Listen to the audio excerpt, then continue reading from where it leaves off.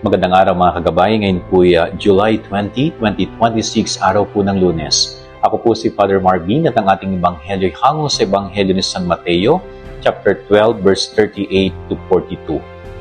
Maririnig po natin sa ating ebanghelyo na may mga ilang guro ng mga batas at mga Pariseo ang humihingi ng tanda sa ating Panginoon.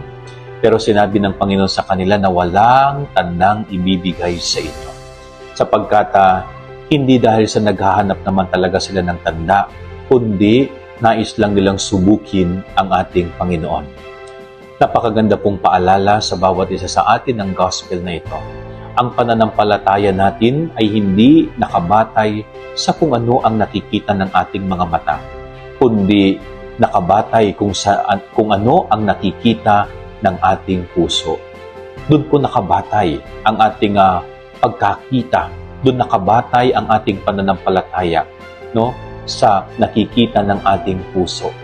Kaya sa ating pananalig kay Jesus, sa ating paniniwala sa ating Panginoong Jesus, yung puso ang ating ginagamit. Sapagkat may mga bagay na hindi nakikita ng mata, na nakikita ng ating puso. At ang ating puso ang patuloy na nagpapalalim, nagpapaliwanag ng ating pananampalataya sa Panginoon.